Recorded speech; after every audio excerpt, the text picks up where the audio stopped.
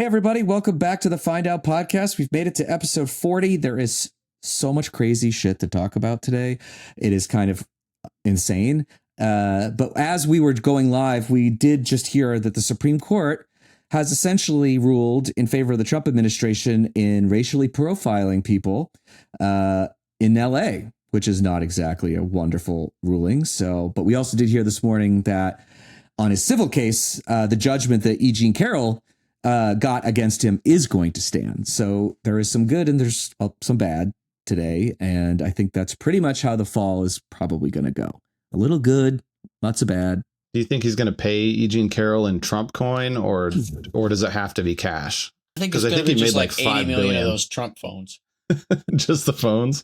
Yeah. It's such a fucking like loser thing too, because just in the money that he's grifted so far this presidency, he could pay her, but he's choosing not to. And he's I think his the net only worth thing has he's gone ever up been by, known for though is I mean, not he doesn't paying pay people. He doesn't pay anybody. Yeah. So it's just in his DNA to say screw you. I mean, there's the reason why everybody in New York City hates his guts. It's because everybody has a story about a friend of a friend who did work for some area of Trump's world and never got paid or got paid half because that's what he would do. How does he get away with it? Like, imagine if one of us tried to do that. It would just never work. Because he was going after people that he knew he could screw over, like contractors and stuff like that. And he would basically say, I have lawyers on retainer. So go ahead, file a lawsuit. And you know, a lot of people just think, oh, you could just like, you know, sue them. But it takes a lawyer. And like, if you're a contractor or whatever, you don't probably have cash for that retainer. Yeah. And that's only in the hopes that you get the money back. So he knew he could just do it. And the battle of attrition. It's like, you just do whatever you want. I mean, it's what he's doing in government. Do whatever you want. And then people have to figure out how to challenge you and stop you and beat you. And if they give up or if they run out of money, then you win. And because that's... Tell you what. Like, you get me a Democratic candidate for president in 28 that says he's going to use the DOJ to seize all those motherfuckers' assets, and I will be lining up to vote for him. I like it. We're going to get these motherfuckers. That's what they like. need. What about healthcare? No, it doesn't matter. See, that shit comes after we get even. Put the pedophile in prison and take all of his shit, and then we can talk about healthcare and minimum wage. Let's right the wrongs. The motherfucker broke. Yeah, and let's make sure that everybody knows that there are consequences to breaking the government. And I don't think and then we can break it our own way and give everybody health care like we should have done 40 fucking years ago. Yes, maybe fix it our own way. There are good ways to break it. There's bad ways to break it. See, that's the thing that I have come out of this presidency wanting out of a Democratic president. Stop fucking around, because clearly their side of the politics doesn't give a single solitary fuck about following the rules. So why are we? Like, there's this shit that millions of people are asking for, and you're like, oh, well, we just can't do that because, like, we got to follow all the rules. Fuck that. There's shit you have the power to do that they've clearly shown they have the power to do, so fucking do it. There is a term within the DC Beltway crew that's basically like talking about not breaking quote-unquote norms. Yeah, fuck that. And that started with Donald Trump in 2015 and 16, and they continue. There are no more norms to break. They've all been broken. So the argument of, like, the Democrat just has to come back in and, you know, make everything nice again. I think I agree with you, Luke. I don't think that's right. I think we need to hold people accountable who have been breaking the law over and over again. And let's be honest, Trump has been breaking the law, hoping that a conservative Supreme Court will bail him out, which happens pretty frequently half the time. Yeah. You know, so like he gets to do things that a regular court would not approve of, like this racial profiling bullshit. But I agree. I think the candidate next year, or was not next year, but for 28 has to put forth a like cleaning house agenda and then also an aggressive policy agenda as well. I think they've got to do both. Yeah. I mean, it's the one positive thing that came from Trump is that I think he sort of broke the logjam of like how politics is supposed to go, because nobody liked it. Like, nobody liked the way politics was. It was all this like stiff dude wearing a suit just dictating down a bunch of bullshit. Nobody wants that anymore. Like, it used to sort of be like, let's just get back to where I don't have to think about politics. Like, that world is fucking gone. And the new world is like, you got to do shit, you know? Speaking of stiff dudes, what do you think that little blue pill that Trump was taking at the U.S. Open was? Little blue pill. I didn't see that. So there was for those who didn't see, there was a photo. That was my joke. There was a photo of him at the U.S. Open with what appeared to be a pill. He was like chomping down on it. It was a weird photo. And I did see legitimate reporters talking about it. Yeah. So it's a real photo. He was outed as an FBI informant in the Epstein case this weekend. So maybe it was one of those cyanide tooth things. And he was I'm exposed. Exposed to all the booze. Yeah. Well, and if you didn't see it this weekend, which, you know, hopefully you were not paying attention like we were, but yes, Mike Johnson, the Speaker of the House, suggested in the most hilarious way that the reason that Donald Trump is in the Epstein files is because was an FBI informant, which also runs right in the face of the Epstein story as a hoax. So, and I think he walked that back. Oh yeah. Maybe well, the best way. Yeah. I think walking it back is such like a cop out of a way of saying it. The motherfucker lied. He lied. Yeah. And he won't repeat the lie. So call it what it is and call it a fucking lie. He stopped lying. Yeah. But like this, they walked it back. I don't like that. Well, it's funny that we still, to this day, most mainstream reporters won't say that the Trump administration is lying, even though they're lying most of the time. Even when they're caught in a you can technically prove that they did know that things were true. And then they said that they were not true. And then that is the proof, because that's always the hang up in journalism world, is like, you have to prove that the person at the time they uttered the statement knew that they were wrong and they said it anyway because they have some nefarious intent. I'm like, there are so many times now that has been proven, and they still won't just say Donald Trump lied about this. I mean, every time he talks about alternative facts, it's a lie. Every time he talks about gas prices, it's a lie. Every time he talks about wind turbines, it's a fucking lie. They refuse to say it. But wait, are you suggesting that wind turbines don't cause cancer? I'm pretty sure they don't. Ooh, only whale cancer. I think we run into RFK Jr. and wind turbines, the two biggest causes of whale death. I think that there's a problem with this, though. It's like two problems. One is nobody gives a shit anymore, right? It's the same shit as it's an overused word. We say Trump's lying and everybody goes, I know. I don't care. Yeah, it's 38,000 times his first time. That's the thing. And what else? All these, fascism, authoritarian, all these words have no meaning left because we just overuse them because he did lie all the time. But I don't know. It's one of those things where I look at it and I'm like, I don't know what the right approach is, but where they beat us is not that. It's positioning. They don't give a shit if what they're saying is true or false because they understand how to position their narrative. The we're people always that vote reacting. for him don't give a fuck if it's a lie or not. No, of course not. not. The pretty painting of an idea that this is all going to be true, and right. Groceries are going to be fucking 10 cents, and a burger is going to be a nickel. Yes. Right. Well, but I think what we're seeing is also, which we talk about a lot, because obviously we're trying to counter, is the fact that there is a very large right-wing media ecosystem that every time they say something that the mainstream press says that they don't like, they send everybody after them. And they've essentially succeeded in pulling the norms to the right. Yes. So that things that didn't used to be normal, and they shouldn't be normal now, are treated as such, like the lying and the hypocrisy and the stealing, all of this. And we haven't had the same thing on the other side. And because the media is so worried to this day about not being seen as biased, right, they have shifted right to placate them to the point, which this still, it makes me ill to even say this. CBS News is in talks with Bari Weiss, who has started this thing called the Free Press, which is actually the #1 Substack. And it's filled with nonsense, as you might imagine. They're in talks to buy that for $200 million. And they're going to let her, Bari Weiss, who left the New York Times because her reporting was so biased, they're going to integrate her into CBS News. $200 million and an influential spot in mainstream media. That's a wasted $200 million. Not to toot our own horn. I always hated that expression, by the way. It's just a terrible expression. I'm like, who's tooting horns? Fuck. Right. But journalism, I love journalism. I love what it used to be. There used to be judgment in journalism, and they would give you that, you think back to Walter Cronkite and that era. And before that, they would give you the sane person's take, the everyman take on what they're reporting as they're reporting it, because otherwise you're like, am I crazy, or does it feel like they're lying, or am I crazy, or does it feel like this is super fucking corrupt?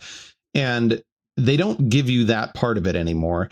And I think that's why people are going. I mean, it's definitely why people are going to social more than ever. But it's not just for the fact-based reporting, because like we don't have the resources to go and do these investigative, reports where you have to like be inside of a covert operation essentially for a year so you can get the details.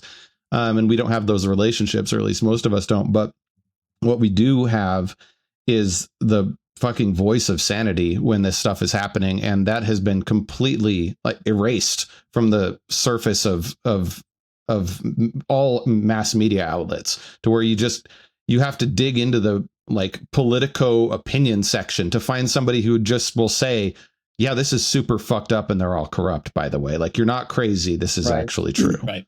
No, it's true. I think that the media, like that system, relied on two sides relatively playing the same game. Right. And then you'd have somebody in the middle, like the Murrows and Cronkites and all of those, being able to, report fairly and honestly. I'm sure they had biases too, but for the most part, both sides were playing the same game. It doesn't work when one side has decided that they are just going to demonize those people in order to justify to their audiences what they're doing. I mean, it's actually, from a purely power play move, it was genius of Trump to just call everything in the mainstream media fake news. Yes. Yep. Or That's lies. He's using those terms, even though he was lying about the lies. No, it's extremist positioning. That's all it is. Yeah, but it worked, and they fell for it, hook, line, and sinker. And then they were like, well, we can't have one side calling us biased, because then that's going to make us look like we lean left. And they have overcorrected. There's no doubt about it. Oh, yeah. But essentially destroyed the mainstream media vehicle anyways, because now nobody really buys what they're selling. See, okay, I just got this report. This is an interesting thing that I hate. This is a good example of Trump skewing things. Yeah. This is a quote from Donald Trump today. He claimed that crime is down to virtually nothing in D.C. and adds that crimes that are happening are, quote, much lesser things that take place in the home they call crime. They'll do anything they can to find something. If a man has a little fight with the wife, they say this is a crime. See? Trump said this? Trump said that. That's not surprising. I mean, he's just whitewashing domestic abuse? Domestic violence, no big deal. Yeah, he doesn't care. Holy fuck. That's the thing. It's like the other reason why this works is very clear. It's that the way that society has become so much, their attention span has just gotten shortened. Context is boring now. Yeah. That's really the biggest problem, is that it used to be like what Rich you're talking about, where it's like journalism mattered and all this shit mattered. It doesn't matter because people just can't pay attention that long. So like, that's why Trump being a headline based speaker is what makes him so effective, because nobody cares if he's telling the truth or not. They just want an exciting headline. Well, and he's doing this right now. Rich just smartly pointed out in the chat, we got a really bad jobs number on Friday. Really bad. And the revisions were just as bad. June actually got revised so that it was a negative 1,000 jobs in the month of June. It was originally 12 or 13,000 gained, which isn't good, but that's even worse. They revised August up to 6,000, but July up to 6,000, and then August came in at 22,000. So he has had a mountain of terrible, terrible economic news, which, by the way, even Axios, which nobody can claim is left-leaning, said that the sluggish growth is almost entirely related to, what do we think? Tariffs. What a surprise. They keep yanking them back and forth. There are no real made in America, very, very few made in America products anymore when you think about the ingredients and the pieces. And so he is doing this. Now, I don't know why whitewashing domestic abuse is the answer to, this. I'd like to take this from South Park. It's because Donald Trump is fucking Satan. Mm-hmm. That's it. He just doesn't care. Not like he is actually Satan. You mean literally fucking Satan. Could be either or. I mean, they're a perfect pair. I wish them all the best. I just wish they would go off and do their thing in their own home. But like, let's think. What is it they say? We don't care what you do behind closed doors. That's what all the Republican shit stains always parrot. Except they do. Right. So here's Except they take every opportunity to care and to control. No gay stuff, no abortions, but you can hit your wife. Yeah, because that's okay happening behind a closed door. So here are a few things that Donald Trump has either said or done since this terrible jobs report came out. First of all, you notice how he didn't demonize the new head of the BLS because it's a heritage guy, but still reported the 22,000 jobs, so that failed. But this weekend, he decided to go to the U.S. Open and got booed. Pretty badly. First when they let him in, sucks. And that's after they said we don't want to show the booing on TV. Right. Which was when he originally came in and was waving to the crowd, it was completely empty. So when he entered, they made sure that the room wasn't full to minimize that. Mm-hmm. But then he was there for the full thing, and if you looked in his box, it was like just filled with like the most garbage of his minions hanging around him, Caroline Levitt and Dan Scavino and all these people, and they got booed. And so there was that. So apparently he's decided to say, domestic abuse in the home is cool. He was also weirdly chomping on some blue. It looked like a pill. There was a photo of, which I don't know if he's just like trolling everybody now or if he could be like a horse. He needs like something to fixate on. So I don't know if the U.S. Open was just meant to distract from the jobs report. Probably. But like he's just we have to emphasize, because it makes me so fucking crazy. Joe Biden delivered, I think, an average of like 215,000 jobs per month on average for 48 consecutive months. No job losses. Every single fucking month of his tenure for 4 years, all the way up through January this year. Job gains, job gains, job gains. The reason why inflation wasn't as destructive as it was, they made it into a political bomb, but was because we were mostly employed. If you wanted a job, you could get a job. And up until, I think it was early 2023, it was like March 2023, wage growth then began to outpace inflation. And so even though prices were going up, wages on average were going up like 2% faster. And so we were in this, like they kept saying, oh, maybe it's a soft landing and we'll never have a recession. He literally gave us a soft landing and then a fucking 2-mile long runway of landing to just coast it out as long as possible. And then we started growing, and now it only took him, it turns out, 4 months as president. It's hard to turn the economy in any direction, but by June we had lost jobs after him inheriting this amazing economy that stupid lib. He kicked out all those Koreans at that plant, so now there's like 400 new jobs for an American. I actually had someone comment that, and it was like, oh my God, you are insufferable. You could not. You are as much used to society as a screen door on a fucking submarine. Holy shit! We were essentially at full employment. We were pretty close, and again, we say it because it's important. We did have high inflation in the United States, but compared to the rest of the world, it was lower. That doesn't mean that people didn't experience pain, and I don't mean to say that. No. But it's important context to know that, like, when you close the entire world closed. Basically shut their doors for a year. And then, so nothing happened, job losses, all this stuff. Then we opened it. And of course, there's going to be a surge of activity, which is going to drive inflation. Yeah. But we also made sure that people had money to cover it. We also, Biden passed the strongest climate legislation in history, which included producing electricity, which the Trump administration has now taken away. Yeah. We had the CHIPS Act. The CHIPS Act is something that isn't talked about enough, where companies are literally closing plants in other countries and moving them here. There was I don't remember the company. They had a plant in Germany. They closed the plant and relocated everybody, or just we're going to rehire in the U.S. Because the incentives were so good. And this is the thing that is the difference between Republicans and Democrats that has gone from the 1950s on. The way to stimulate the economy, and it's been proven time and time again, the way to stimulate the economy is to pump money into it. If you want to stall the economy, you take money out of it.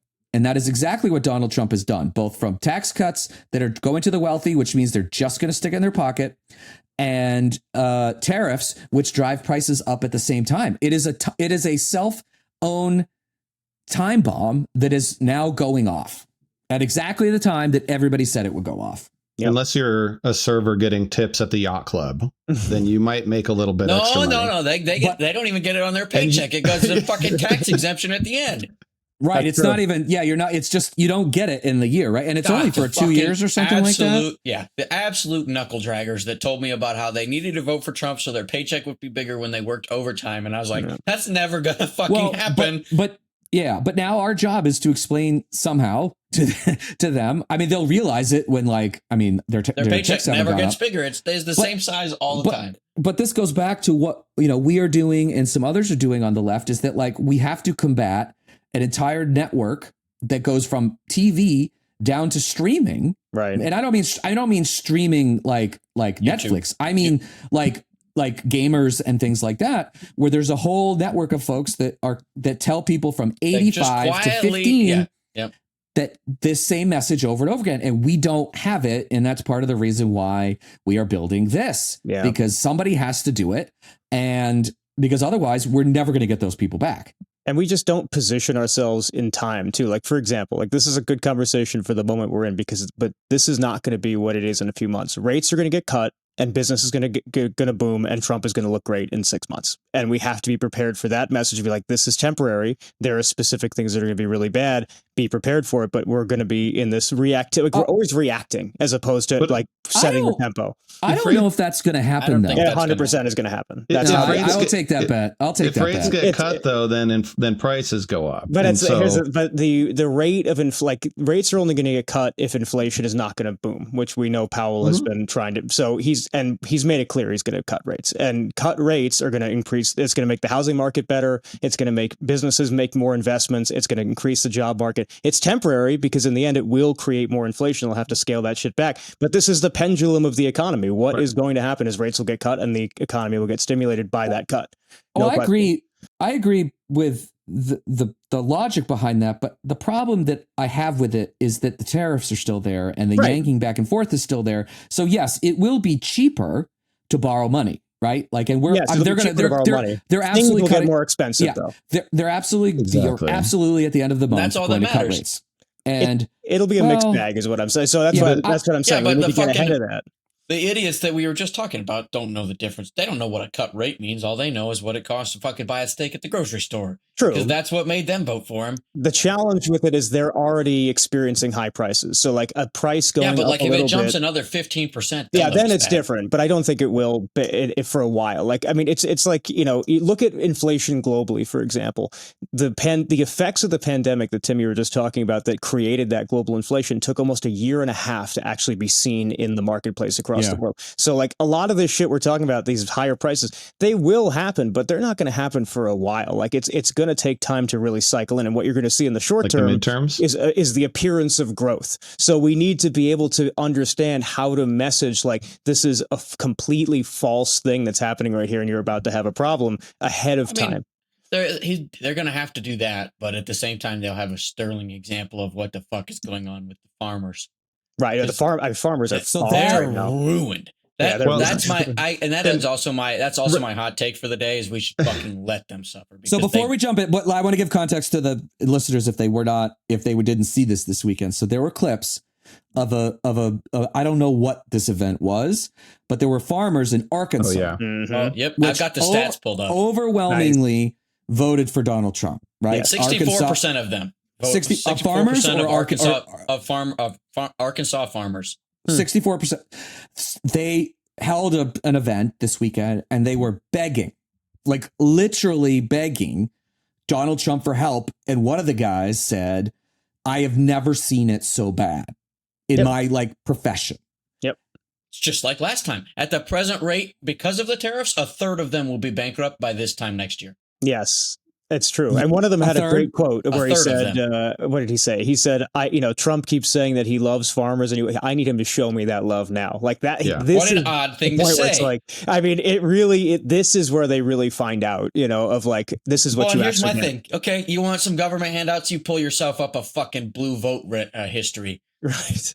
You voted for him. This is what you fucking get. Yep, that's true. It's not new though. I mean, like they said, like last year was bad for them too. Like farming in general has gotten, because, farming. You had to bail them out the first time. This is the consequences of your own actions. And farming is definitely a low margin game. And when you have when you have inflation, it's very challenging. So like that's why Trump won them, because like they, even in 24, were not doing well, and now they're just doing worse. And they're like, well, fuck, what do I do? The tariffs are bad for them too. I mean, if you think about soybean farmers got screwed in the first go around. Yep. And I'm going to throw lobstermen in there. They're not really farmers, but like, I know this one, but when you put those tariffs on China in particular, or whatever Asian countries, like these farmers and lobstermen do a lot of business in Asia. Mm-hmm. And you just made it far more expensive in one of the biggest markets on earth, China.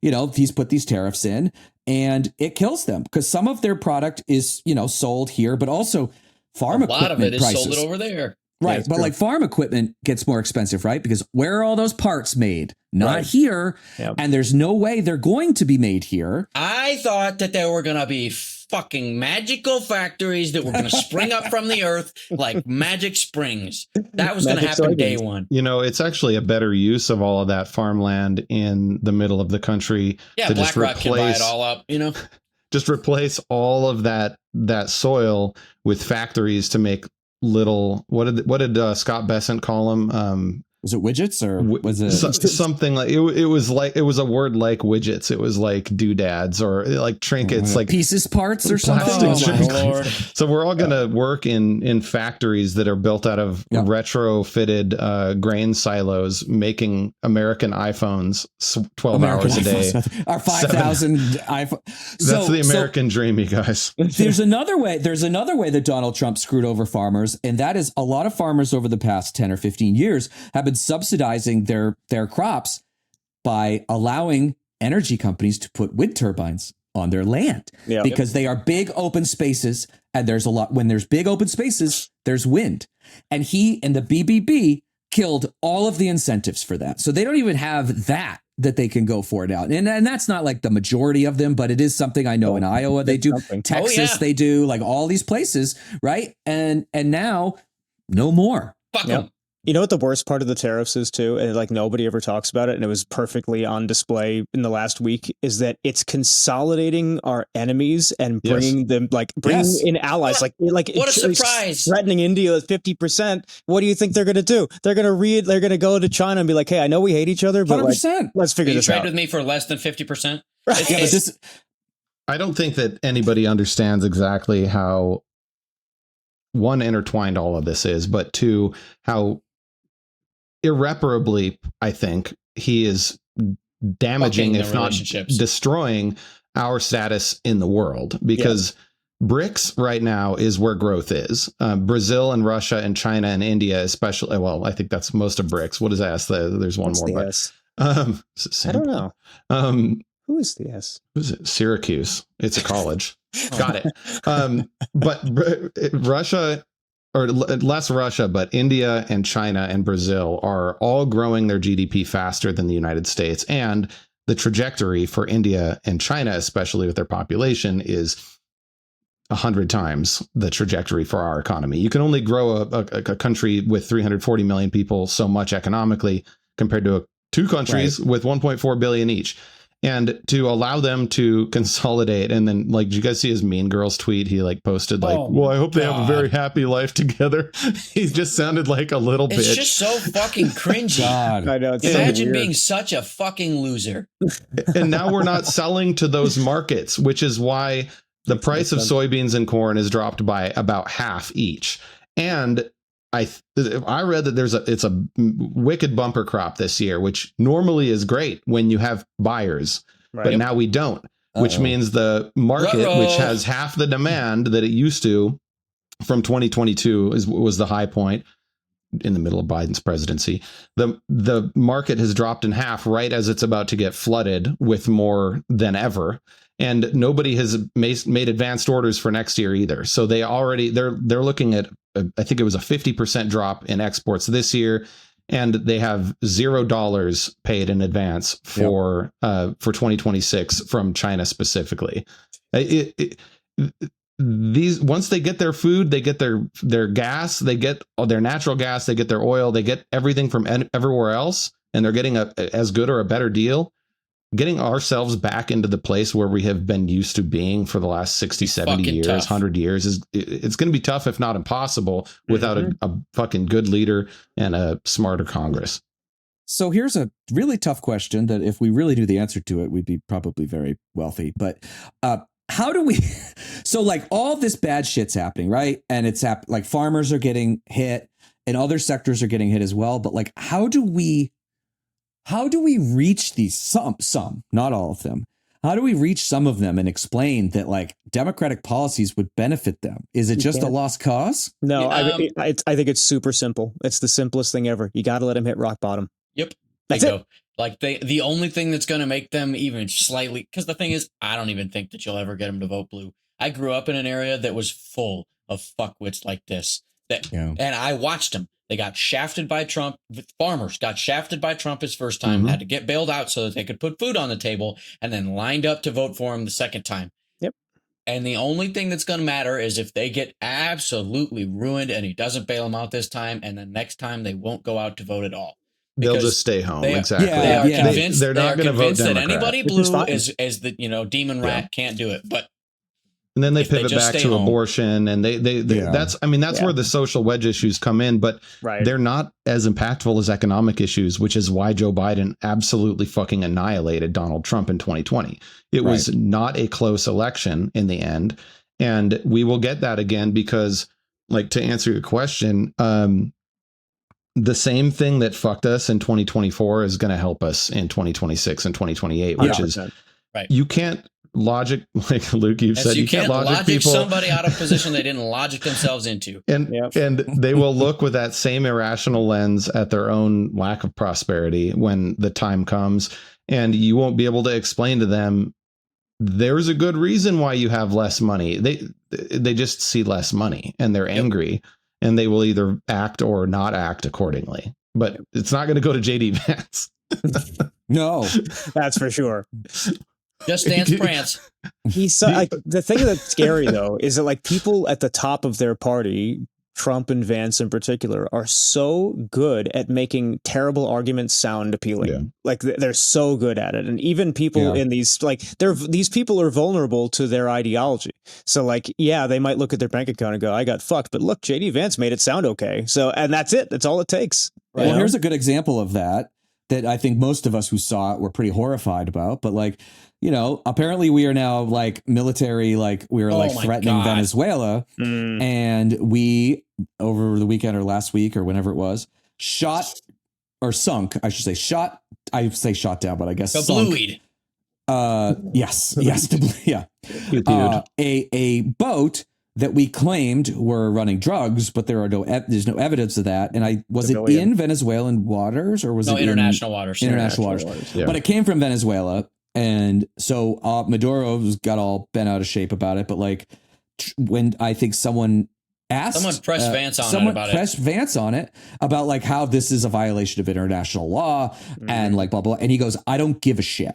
Yep. That's what People he said. like that. People like that. I agree. I'm horrified by it because it's very dangerous, and we can't just be out there like sinking boats and being like drugs when like maybe or maybe not. Or also, he said, "What happened to due process?" I think was what somebody said. What happened to due process? And he was like, "I don't give a shit about that." That's a vice president of the United States who tweeted it out, and it is still there, which means he stands by it. But I think MAGA folks love it, right? Because they're like, fuck. I think here's the thing, though. I think it's not just MAGA folks. I think people in the middle in this country also look at that and go, they're like, I don't care either. Like, because they look at it and go, all right, either immigrants who are trying to get here illegally, drug runners, or what? Like, what do I give a shit? Really, like, the reality is, they looked at it. They said there were probably brown people on that boat, and they said they don't give a fuck. Yeah, and that's the truth of it. Yeah, I mean, people aren't going to. This one incident is not going to move the needle, I think, probably for anybody, because it's like worst case scenario, they broke the law and they killed people I don't know. Best case scenario, they killed drug dealers and cartel members. And I mean, I'll be fully on. I'm not going to say I'm conservative. I think I'm a regular person when it comes to law and order, which is if there's a criminal do something about it, like violent criminals. Like Yeah, the cartel 100%. shit is out of fucking control from 100%. the top half of of South America all the way through Mexico, and those countries need to use their police and or militaries to get that shit under control. We obviously should keep those people out of our country, but if you start talking about shooting ships out of international waters because you think that there was something wrong, all it takes is for one boat full of fishermen to be accidentally labeled. And I mean, maybe they'll never go and prove that there weren't drugs on the boat because they blew it into oblivion and now it's at the bottom like of the fucking left. Atlantic. Yeah. Right. But this is not a good path to go down. And more importantly, I'm not going to talk about like, hey, we need to defend cartel members or like maybe cartel members. But I will say, this is the president of peace, the person who everybody, they all said was like going to keep us out of all of these foreign conflicts. And now he wants to be the world police again, right? From South Park. He wants to be the fucking world police with the Department of War, curing the world of its drug problems, all while you pay fucking $750 for a steak at the grocery store. Yeah, it's just it blows me away. And I mean, at the end of the day, the name is like not a huge deal, but like for a guy who wants to be, it costs $1 billion. That I feel is a big deal. What costs $1 billion? Oh, to change all of the names and everywhere. Is $1 billion? I've seen it estimated at $1 billion. That's really fucking stupid. I don't even think he can rename it. Like there's some legal question as to whether it can. Not, but every contract the Department of Defense ever has done has to be changed. Jesus Christ. But like what? Like the symbolism of it is the opposite of being the president of peace, right? Hey, like, really, just ask me. Like the Department of Defense sounds cooler than the Department of War. I mean, we used to have the Department of War when we would go to war a lot, and then I think we realized that maybe something that is like aggressive like that when we're trying to be like the protector of the world is maybe not the best thing to call it. Yeah, that's true. But I also just don't really think it matters. I don't want to spend $1 billion on. If he's fine spending $1 billion on this over feeding some poor children, I have a serious problem with that. Yeah, that's a whole other. He clearly doesn't care where his money is spent as long as the right wing donors are satisfied with what he is doing. Right.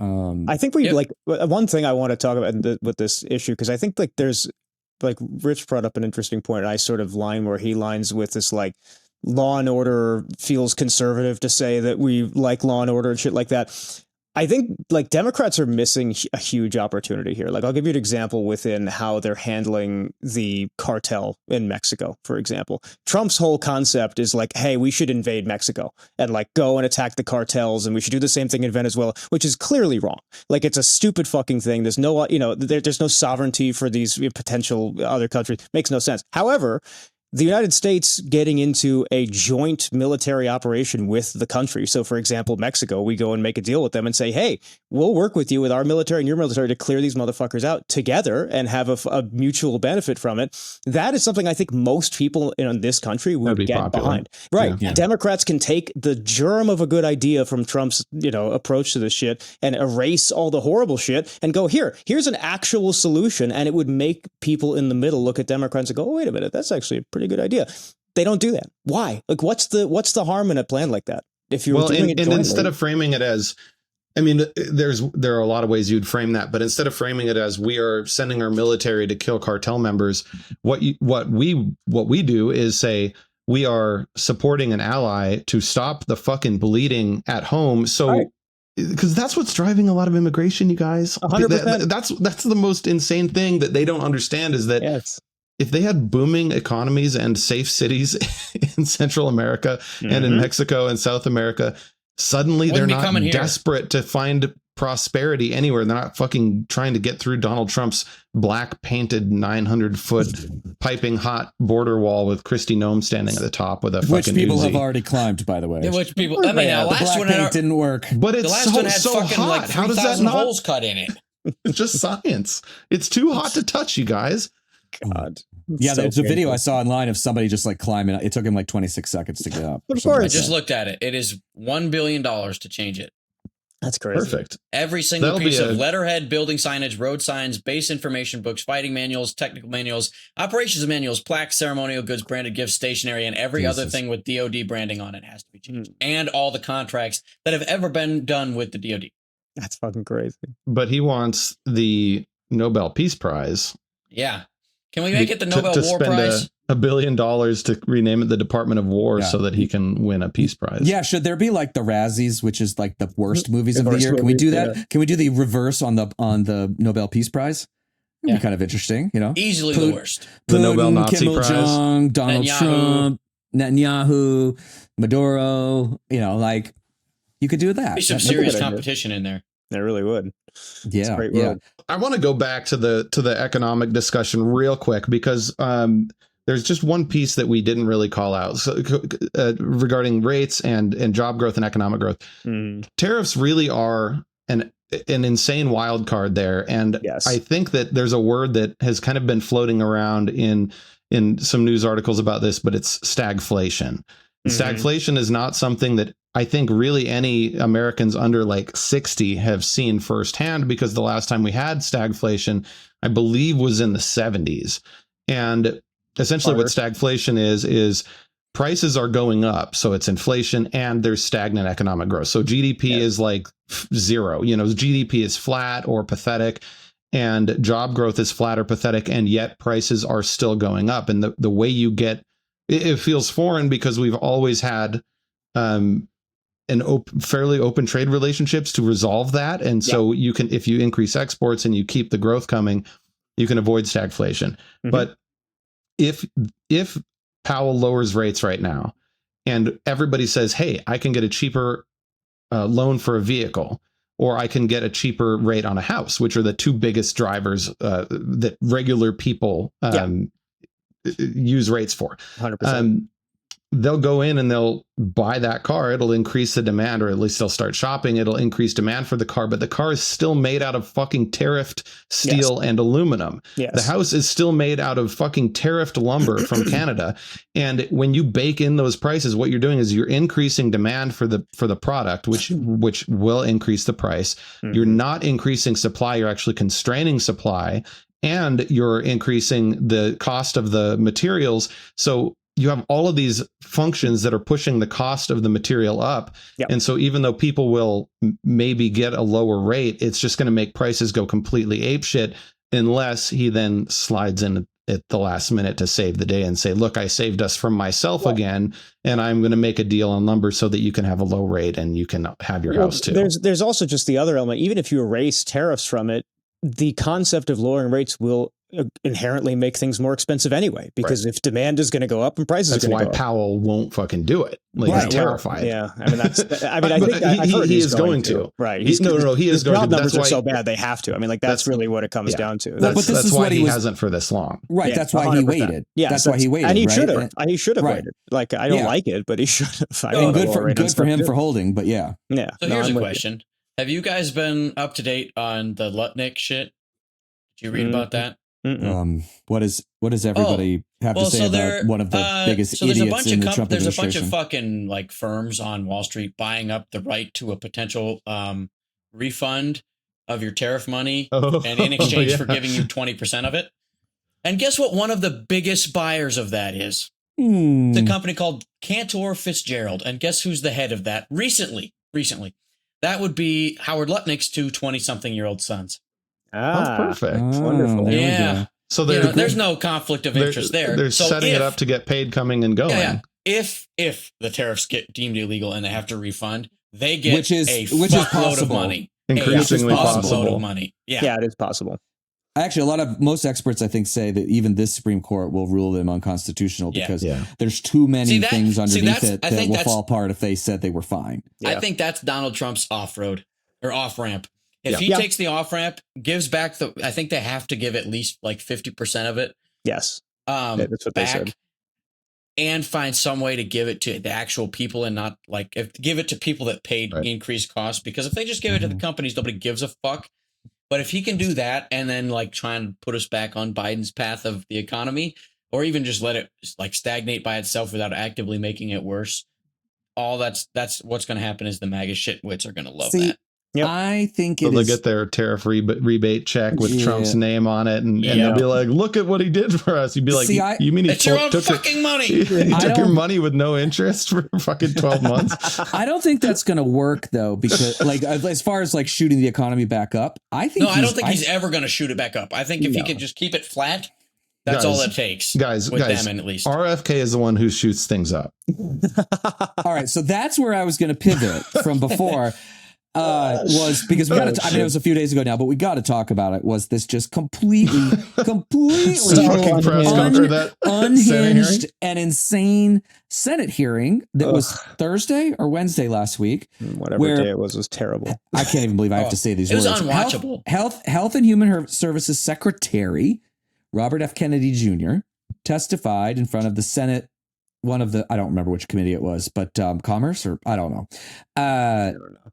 And it was good people. It was fucking Elizabeth Warren, Bernie Sanders. They are not fuck around people. And he went and fucked around. Yeah, Michael Bennett. Well, even the Republicans. So my favorite part. So first of all, he was screaming at them as they were screaming at him, which is. I mean, can you call that screaming? Well, it was like a gravel truck crashing into a garbage disposal. He's like the male version of Katharine Hepburn at this point. And with the anyways, I'm not going to do it because I do terrible. And I wouldn't make fun, except he's such a horrible human being that I don't give a shit. No, fuck that. His voice sounds like a fucking fork in the garbage disposal. So right. Well, so first of all, everything he said essentially was a lie, and like the thing that he has gotten by on for so long is, one, his name, but two, he states things with numbers that sound right. Yes. And then you have to know it in order to push back. And the senators knew it. Yep. So my favorite part was when Senator Cassidy, who, by the way, is a Republican from Louisiana, who is a medical doctor who also voted to confirm RFK. I don't want to let him off the hook. Yeah. Because RFK promised he wasn't going to limit access to vaccines. Only a fucking idiot looked at him and said, "Yeah, he won't. He's got so a Republican." So the best part was there was this whole stupid conversation about Donald Trump getting a Nobel Peace Prize for Operation Warp Speed, which was the program that helped to fast track, though not that fast, but fast track the mRNA vaccines and to market. I just meant that they were already working on before. They probably would have been ready. But they did speed it. So they said to RFK, right. They said, "Do you think that Donald Trump deserves the Nobel Peace Prize for Operation Warp Speed?" He said, "Yes."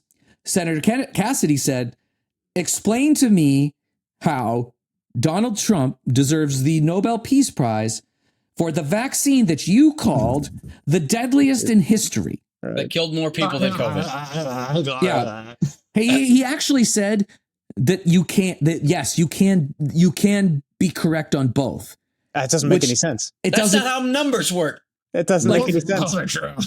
You deserve the Nobel Peace Prize for killing 1 million people? Because there's about 1 million people in the United States, maybe 1.1 million at this point. And they still to this day dying of COVID, by the way. People forget this. There are still hundreds of people every month dying. Yeah. Every month. Yeah. And actually mostly in red areas, mind you, as well, where vaccine hesitancy is higher. Did you see that fucking Floridian attorney? Oh my God. Surgeon General said he didn't even research if more people were going to get sick. Well, he doesn't care. That shit's insane. He doesn't care. So, and by the way, he was a serious doctor before he went to Florida. So he just completely sold out for power. He was not like this before. But he was on CNN this weekend, and Jake Tapper said to him, what is the analysis that you guys did to determine what the increase in hospitalizations and deaths will be by getting rid of vaccine mandates in the schools? We didn't. And he said, we didn't. Yep. Of course not, because that's not the point. I trust Dr. fucking McGillicuddy's more than I trust a Republican doctor. Here's the response I have to that is so simple, too, where it's like he talks about his parents' rights and this. Like, the parents have the right to not send their kids to public school. They can homeschool these fucking kids. Eat shit. Punching people. They have the choice. Fuck off. Right. Nobody's sticking a gun to the kid's head and going, go to the public school. Like, what happens to the parents of a kid who has some sort of autoimmune deficiency in which they can't get a vaccine? They lose the choice to send their kids to public school when you don't have these mandates. So they're just so that parents' choice thing is complete and utter bullshit. It's the same thing with like, well, I don't get a say. You're making my business put the vaccine in my arm. Then get another job that's remote. That's your choice. There is no. These people still fucking whine about the fact that they had to show they were vaccinated to go to Applebee's one time 5 fucking years ago. They will never stop whining about this. You know how you know this take is terrible? Is that Trump agrees with us. Trump was in the Oval Office and like aggressively agreed with this stance of like, no, this is really stupid what Florida's doing and it's dangerous and I don't know why they're doing it. I'm like, but he did.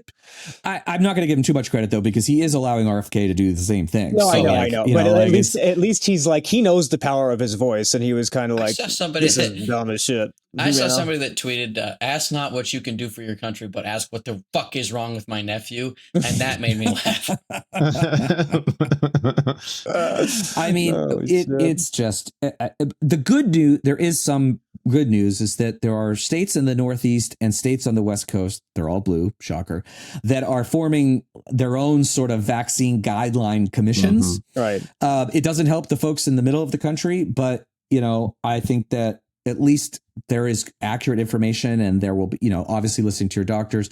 Kathy Hochul, the governor of New York, signed an executive order basically allowing anybody 3 and up to get a vaccine without a prescription, which is great. I don't know why it wasn't 6 months, was where it should have been, but maybe there were some legal reasons for that. So the information hopefully will get out there. But again, the people who like this are the ones that are going to suffer the most, which is the most frustrating part about all of this. Oh, and also, guys, did we talk about this last week that RFK discovered the cause of autism? Oh yeah. Fucking Tylenol. Tylenol, not aspirin, Tylenol.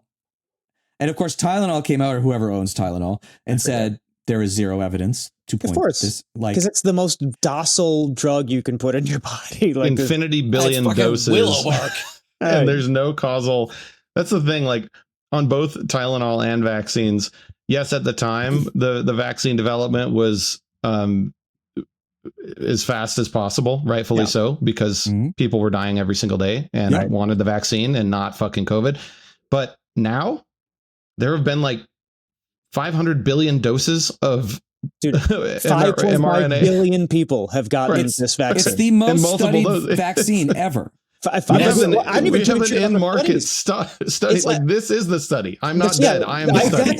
I'm right here. The world is still turning. We're all fine. But vaccine death, vaccine harm, there are vaccine zero injuries. Have you heard about cases that? of vaccine death? No, Zach. It's all in the VAERS system. It's on VAERS. For anybody out there who ever hears that, VAERS is Yelp for vaccine adverse reactions. That's all it is. If anybody who doesn't like the vaccine, like if you hate the vaccine, you can go on VAERS and be like, I got my 20 new ears and 6 new legs because of the fucking vaccine. It's not vetted, not verified, and then just stays in the system. It's the stupidest fucking thing ever. You could have 1% functioning blood flow in your arteries, get the shot, and then the next day have a catastrophic heart attack because you've been eating lard and potato chips for 57 years straight. And then your sister can go into VAERS and say, my husband died. Or it's probably the husband and the sister too, but or the brother and the husband. But my husband died because he got the shot yesterday. And VAERS is like, cool. Let's share this with the world. Well, there was a period, right, where anytime anybody died, the anti-vaxxers were like, because it was Hank Aaron. There's one. Hank Aaron, who is second on the all-time home runs list, and he died if you don't consider steroids, but correct. That's a different it's 755, beating Babe Ruth at 714, and he died at like 88, and they were like, it was because of the vaccines. He was 88 years old. Years fucking old. Oh, you know who another one was? Damar Hamlin. Remember that? The guy almost died on the field. They were like, it was a heart attack because of the vaccine. Are you fucking They were like, no. It wasn't an NFL safety hitting your chest at 950 miles an hour. It was the shot you got 2 years ago. That's nuts. Absolutely fucking nuts. But that's the thing with the anti-vaxxers, right? They have these, they hang on these little kernels, right? Mm-hmm. Like the thing we've talked about before, where it's like, well, there was mercury in the vaccines in the 80s. And it's like, they have studied that shit 3 billion different ways. Yep. And yes, they don't use it anymore because they don't need it. Yep. But like, yes, there were people who they're like, well, more people died that had the vaccine that didn't. It's like, yeah, idiot, because it's like infinitely more people getting vaccines than not. Right. So yes, more people are going to die because inevitably there were just 100 times more people. It's just, I feel like they don't understand the difference between like a raw number and then like a rate. Right. I don't know. It's like, they don't. It's like maybe statistics, not even 101, not even 100, like statistics 001. Like the way I explain fractions to my 8-year-old is what all Republican voters need explained to them, whether it's crime data, whether it's vaccine data, whether it's the age of the earth. Like there are just number arguments that are so beyond lost on them, and they say, well, 12 murders in Chicago, and I'm like, there are 100 fucking million people in Chicago. 12 murders is nothing when you have 100 fucking million people. It's the same as like the myocarditis, like yes, they look at men where they go, look, at men got increased risks of myocarditis with the COVID vaccine. It's like, yes, that's true, but you know what's more likely to give you myocarditis? Having COVID, actual COVID, and it's like not close. It's like 50 or 100 times more likely. Way more likely. It's insane. It's like, yes, you have an increased risk there, but then your risk is way worse over here, but just ignore that part. But my uncle in Arkansas, his heart exploded. Okay, anecdotal, sir. Thank you. It's like there was an episode of Joe Rogan either Thursday and Friday when he was again peddling anti-vax. Yeah, and he wouldn't let the other guy talk. He wouldn't let him talk because the other guy was like, wait a minute, because he was talking about tetanus. So you don't need a tetanus shot. It's like, the fuck you don't. Like, step on a nail and tell me you don't need a tetanus shot. The tetanus shot of all the vaccines, I think that's one of the very few that if you get the tetanus vaccine, you are 100% immune from tetanus. Yes, you're like completely fine. There are very few of them that are 100%, and tetanus is one of them. Now we don't want to save people from rusty nails. That's the other thing is like people don't understand the point of vaccines. There's like they're like, well, I got it. Still, like, you fucking moron. It's not about like, oh, instantly I'm just impervious to this disease. You need herd immunity for that to happen, like with polio and shit like that. Yeah. But then it's like it's about the likelihood of death after transmission. Like it's the ultimate likelihood. Right. It's like the second it's like, well, let me explain. They're like, no, you're lying to me. Like, I know I'm explaining to you. There's a difference. It's like, just you're because here, you don't idiot. understand it doesn't mean it's a lie. You're here and you didn't go to the hospital. Like, right. It but I got a cold anyway. Yes. Exactly. You got a fucking cold. You didn't have an iron fucking lung. Yeah, and your body was trained to fight it off. Yep. Notice it didn't say like defeated 100%. Fight it off. It's still there. Dude, I can't even. I mean, it's also there's no how it works.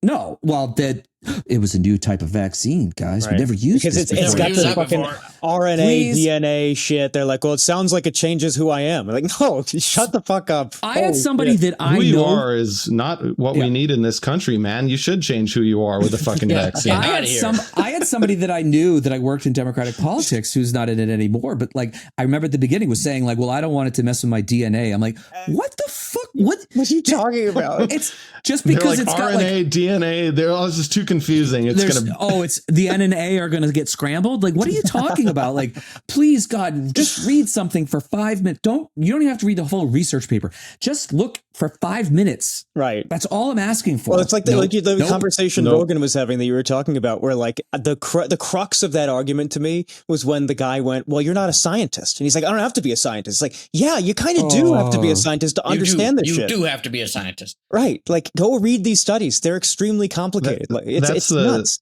That's the scariest, most dangerous thing as far as like, I mean, everything, but public health especially is like, we've gotten to this like critical mass of people on the wrong side of the Dunning-Kruger curve, which is like when you learn a little bit about something and you consider yourself an expert. That's where the whole country is right now. Like, or at least 100%. Like 60-ish% of the country is like way too far. Like, you got to learn enough to be humbled by knowledge, and then you go, maybe I should shut the fuck up because I don't know what I'm talking about.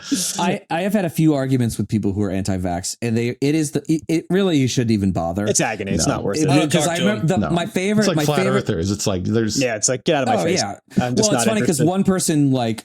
This is the telling thing. They sent me a YouTube video, because of course it was a YouTube video of this quote unquote doctor talking about the dangers of the vaccine. So I watched it and I'm like, wow, none of this feels right.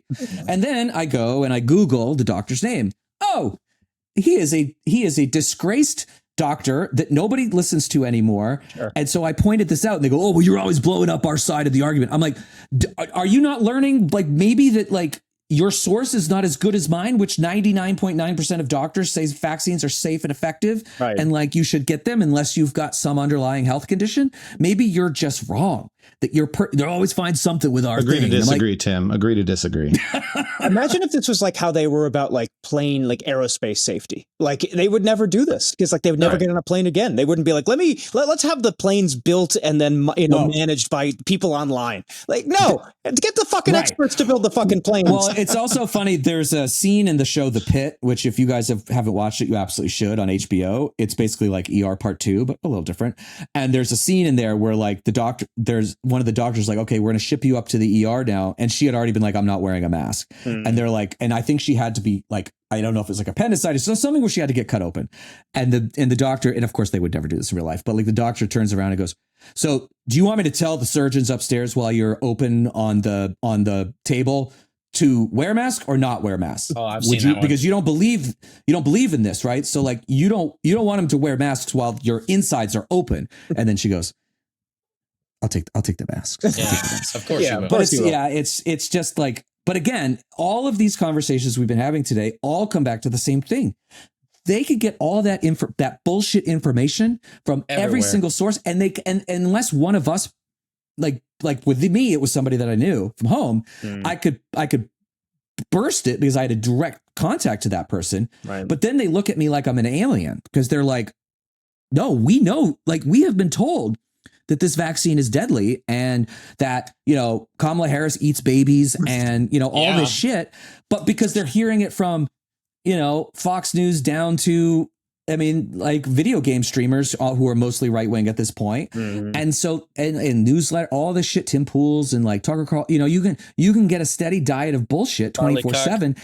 And because of the way algorithms work, it's not like they're shoving leftist content in front of you because you won't engage with it. So they don't give it to you. Right. So this is the world that we live in. And this is why it's so important to do what we're doing, which seems like a good moment to ask people to please become a subscriber to the Find Out Podcast. You can do this by going to findoutpodcast.substack.com. I almost screwed that up. And for $6 a month, you can help us build what we are doing here and allow us to get bigger and, create new shows and all these sort of things, which would be really exciting. And also, the other thing you can do is purchase some wonderful Find Out merchandise, like this shirt that comes both in white and black. So you can choose your preference. And they are all, Luke, what are they all? Made in America. Union made. Yes. Union made in America. And you can buy those. I think the grooming is starting to come through. They said that very quickly. Made in America. Union made. Yes. And they're comfortable and they come really fast. And that was a bad one. Very poor choice of words. Yeah, I'm gonna ignore that one. Arrive very quickly. God damn it, Tim.